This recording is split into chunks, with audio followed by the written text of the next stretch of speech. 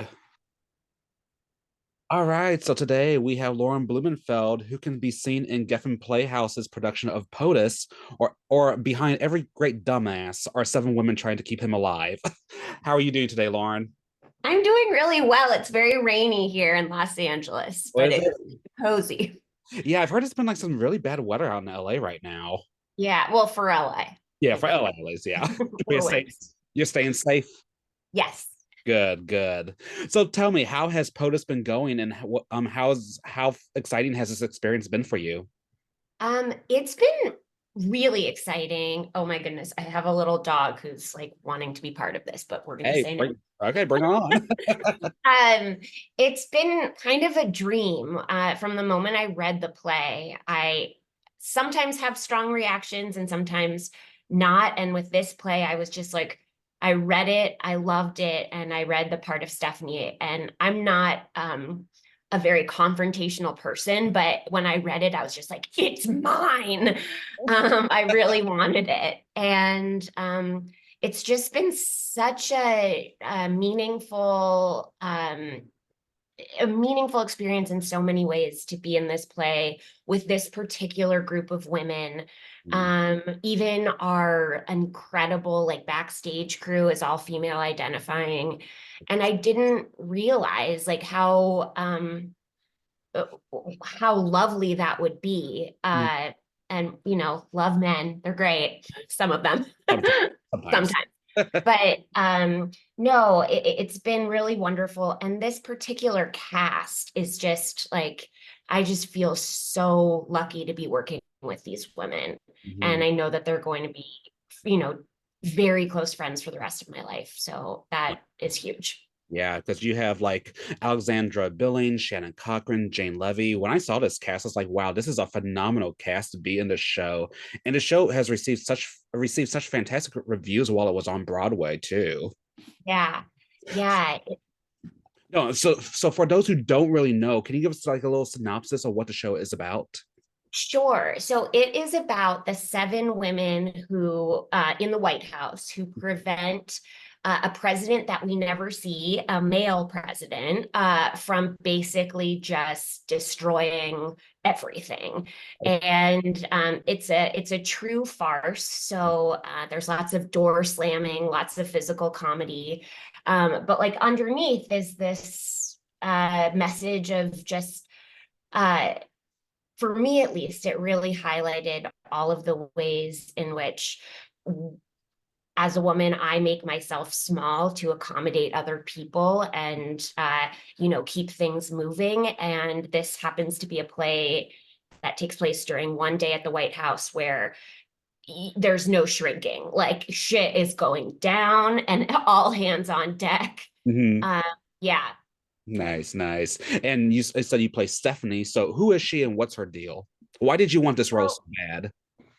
great question. So Stephanie is the presidential secretary, and she is, according to the script, brilliant. She has a photographic memory. She speaks five languages, but she has like the confidence of like a dish towel. Like she should be super confident, and instead, has been kind of mentored by the Shannon Cochran character, who's the chief of staff. And so Stephanie reads a lot of books about how to take up space in the workplace as a woman. And she practices a lot of power stancing and is trying in the first act to just do a good job. She's such a people pleaser. And then at the end of Act One, she accidentally takes some really heavy drugs that are in a Tums bottle. She thinks they're Tums. And she goes from being, this woman who doesn't take up very much space in the world, who doesn't know her worth, to this like free agent. And instead of being the one who always thinks she's, in the way, she actually like enjoys being the problem, and making things harder. And so for me as a woman, and just where I am in my life, this is a journey that I've been on for some time of, Mhm. not shrinking myself and allowing myself to take up space in the world. And I love comedy, Mhm. especially comedy that's like, are we laughing? Are we crying? It's a little unclear. Mhm. And so reading this play and reading the part of Stephanie, I just felt very clear about, what's underneath this over the top comedy is like a story and a journey that I'm still on myself that I really relate to. And Mhm. so um I felt like uniquely qualified to play a character who struggles in those ways. That's my dog barking at the rain. No, no worries at all. So, I mean, you have an extensive background in theater and TV. So, in what ways has POTUS helped you become a better actress? I think Yeah, working with these women, these women. Yeah. um, they're everyone has come to this process with their own unique process, Yeah. but there is such generosity and just such a level of trust among us Mhm. that there is so much space to take risks. And with a play like this, playing it safe, like it just simply won't work. You have to kind of go on out and not know if you're going to really fail, which is a terrifying experience, but it's also very thrilling. Yeah. And I remember our first preview. I mean, my character is a big character. She Yeah. turns into like kind of this wild, whirling dervish. And I think I was a little tentative. I mean, we hadn't done it in front of an audience. And my first scene of the play is with Alexandra Billings. And I watched her bloom on stage in front of an audience. And I saw the way that she fully owned herself and fully shared with the audience instead of trying to pretend that they weren't there. Mhm. And after that performance, she took me out to Denny's. Um, and we just had like the most incredible conversation. Excuse my dog, he's the real star, but he's All good. um, but so we had a conversation about, you know, what it means to kind of step into your power. And I think that that was a really big turning point. Oh my goodness. Are you hearing this as loudly as I am? Here, Carl. The He's been quiet all morning, I swear. Well, of course, now that you're on a Zoom call, of course he's going to make Oh my his known. God. All right. I I think I it's have I have six cats and one dog, so I'm an animal lover. So usually my cats like scratch at the door. So if you hear any scratching, I apologize. okay. Thanks for making me feel better. No, it's like they know like I'm in this room and they cannot stand doors being closed. So I have to. Oh yeah. Or they're going to make themselves like right in front of me, but they want to lay right in front of me. So no, you're all good. No worries at all. Thank you. And Of apologies. course. So, in what ways would you say POTUS appeals to queer audiences? I think that it is the casting of this play is incredibly important. And in this particular production, I think having Alexandra Billings, who is uh, a trans actress Mhm. who is magnificent and also just like such a light in so many people's lives, to see her playing the first lady. And it's not about the fact that she's trans, it's just the fact that she's a total badass and like is the first lady, actually the president of my dreams. And I think that that is really important. There's a really beautiful relationship in the middle of all of this chaos that occurs between the press secretary and the kind of outcast wild card sister of the president who returns um, and kind of stirs up drama. And there's this beautiful love story between these two women that is really given like all of the depth that would be given in, like a Pinter play or in a more serious drama. Yeah. And I think it's like very beautiful to have those moments celebrated on stage. Mhm. And it's also just really exciting to have a play where we never see a male identifying person on stage, to kind of see what that does. And for the most part, we found that audiences are really embracing it and loving it.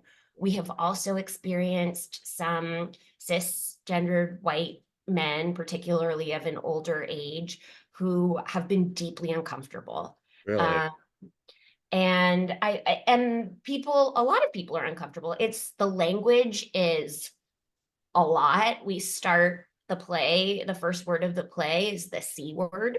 Oh, Um, okay. but my 94-year-old grandmother saw it and loved it. Okay, So that's what I will say that. I But there is like women being big, women saying like outrageous things. And I think for as far as we all, or as far as I thought that we had come, mean. this play is really highlighting for me in a profound way the ways in which I am still very much trying to like internally fight the patriarchy, and I've internalized so much. So kind of seeing how certain lines land on certain nights with different audiences is also like a wild kind of act of rebellion in and of itself.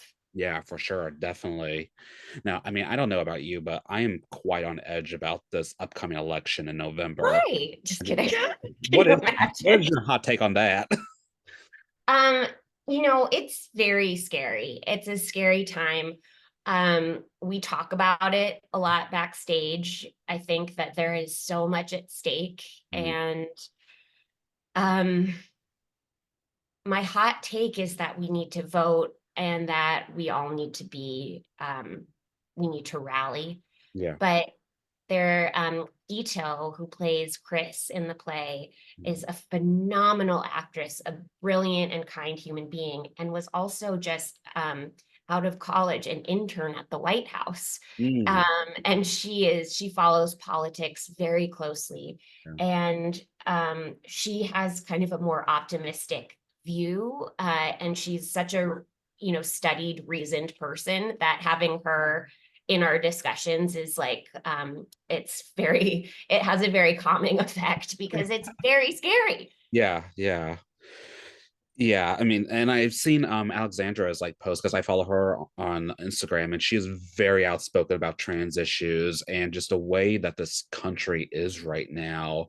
It's you think that we're going like two steps forward, but then we're going like four steps back, and I it's just like we're going to have a rematch most likely of 2020, and it's terrifying because no one likes Trump. At least our party does not like Trump.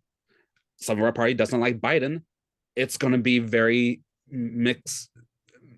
It's a mixed view on a lot of these things, and it's just very concerning on where this could go because we don't know, and especially with us being queer people, like where is the line? Like what is going to happen to our rights in the next 4 years? It's and like the whole anti-drag rhetoric, the anti-LGBTQ views. It's scary. We're living in a very scary time. Sorry, that's my little rant.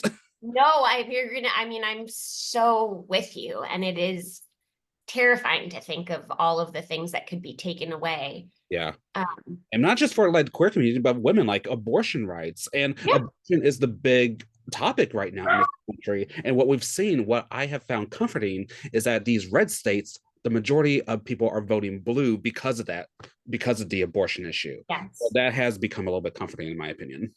Absolutely. And it's been also just again, to be in a space with women before and after we perform a play that's so charged and so political, Mhm. um, to have a space where, we can talk openly about abortion and our bodies. And we've talked a lot about these issues. And it's one thing to be talking about it in the most loving dressing room that you could ever be in with a bunch of like-minded people. Mhm. Um, but one thing that I think this play is also saying, because it isn't there, the president, we don't know, Democrat, Republican, Yeah, Independent, we have no there's no idea. party mentioned in this play at all. No, and there is a lot of space for the audience to project whichever terrible president they want Yeah. into that role. Um, but I think that the thing that gets really tricky is when we're all in our own bubbles Mhm. preaching to the choir. and unable to hear the other side because of how emotionally charged everything is right now. Mm. And I think that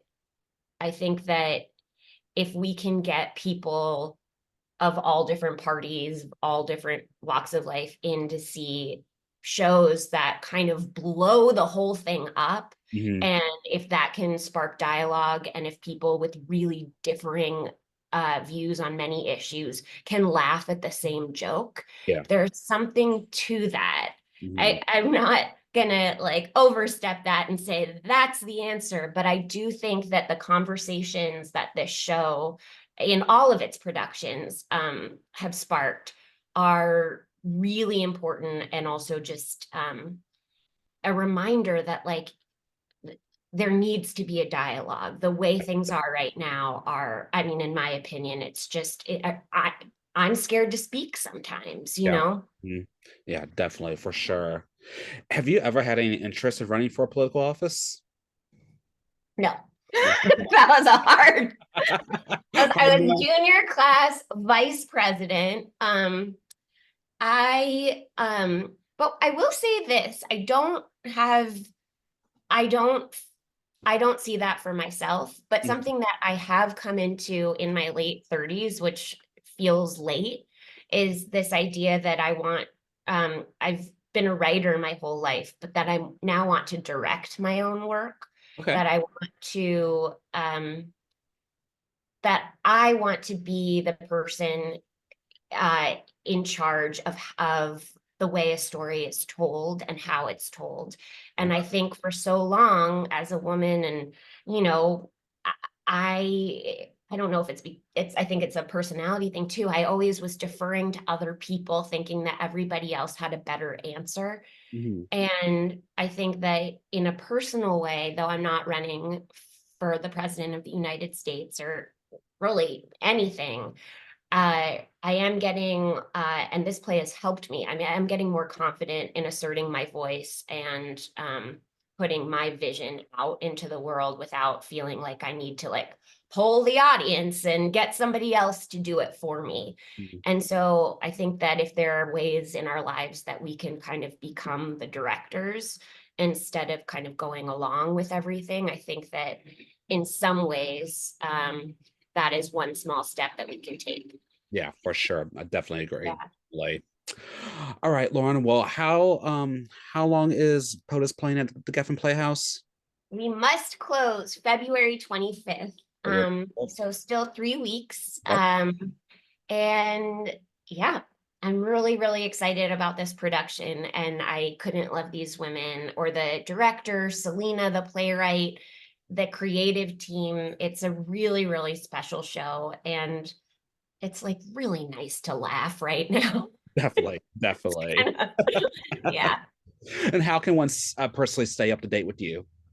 I am a real Lauren B on Instagram. I haven't been active for a very long time, but Alexandra Billings saw my social media and said that she loved me, but it was very sad. And so I am definitely posting more stories, and again, that's I think another way that we can also use social media in a powerful way is to bravely put our opinions and our loves and our everything, our visions out into the world. So I am, despite my terror, embracing that. So at Real Lauren B.